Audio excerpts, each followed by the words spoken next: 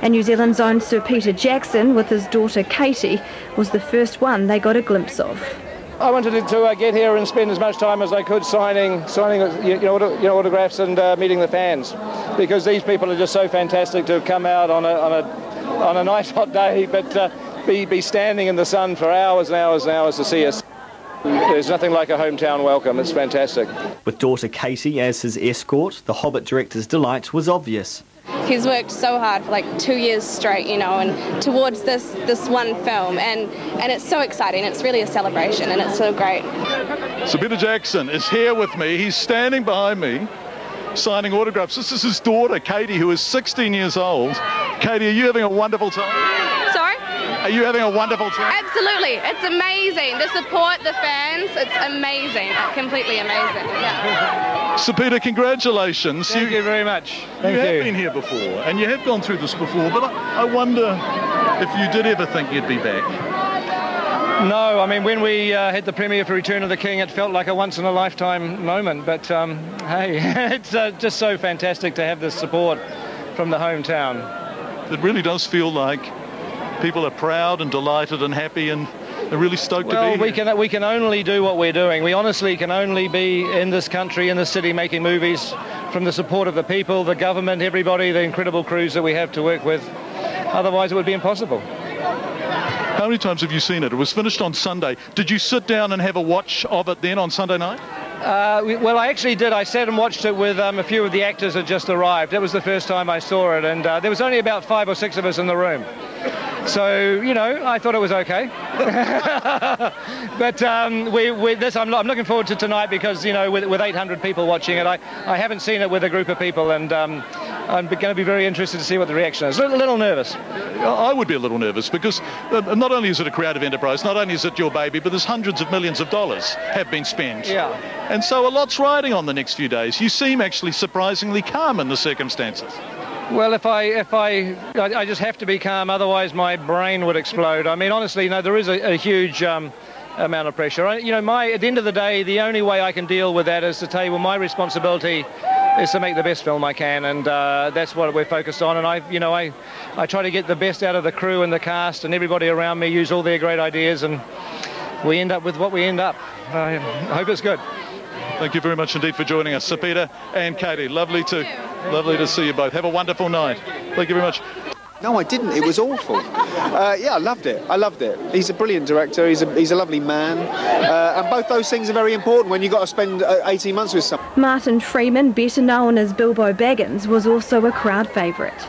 This country and this city is so much a part of this film. And, yeah, it's right that it should start off here. This is the first place in the world that's going to see it, which is right and proper. Joined now by Martin Freeman. Hi, how you doing? Yeah, really good. Good. Bilbo. I was just thinking that, you know, Bilbo is one of the great heroes of literature, particularly the literature of childhood. Yes. And you are now going to be the picture that people have of him.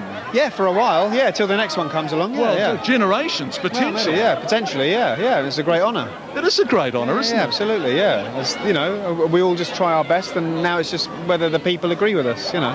I think it's a great film. I think Peter's done a fantastic job, and I really hope people enjoy it as much as we enjoyed making it. You know. The thing that's wonderful about what I've seen of your performance is you play it really straight. I mean, Bilbo's a rich character, but you don't over-egg it. No, I hope not, no. You always try not to, just try and do as much as is needed and no more. And I think Tolkien gives you so much, and then Peter, you know, Fran and Philippa give you so much, and, you know, you've kind of got to try not to get in the way of it and just let the story breathe. What's this experience like? This is fantastic, yeah. It's really enjoyable, actually, yeah. Did you think it would be like this? I heard it was going to be like this, yeah.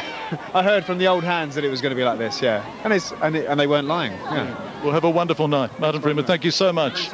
Martin Freeman, who played Bilbo. If I am, I've got Elijah Wood. I am. Excellent news. Elijah Wood, congratulations. Oh, cheers, thank you. On being back. Were you 18 when you first turned up in Wellington? Is that a true story? It's true, yeah, I was 18. We started in October. We started shooting in October of 1999. I turned 19 in Hobbiton, and now I'm 31. It's incredible how much time has passed, you know. Your adult life really has been passed. Totally. In and around these movies. Yes, indeed. I know, it's such a treat to come back. It really is a gift to revisit the character, but more importantly, just to see old friends and family and be back in Wellington. It's really wonderful. I've heard you say that, and I've seen you say it away from New Zealand, where you didn't have to say it. But I have a sense that you really do mean that you really do feel the strongest connection with this place. Oh, I love it. Yeah, I mean, I genuinely feel like I've arrived home every time I fly into Wellington Airport. Yeah, a piece of my heart is here. You know, I spent 4 years on those films and have come back since, and I have a lot of friends here, so. You were here for the Return of the King. This is... I know, right? It's like echoing the past. Amazing. It's lovely to see you, Elijah. Welcome back. You as well. Thank you very much. Wellington turned on a day befitting the occasion, a stunning backdrop for a special flyby.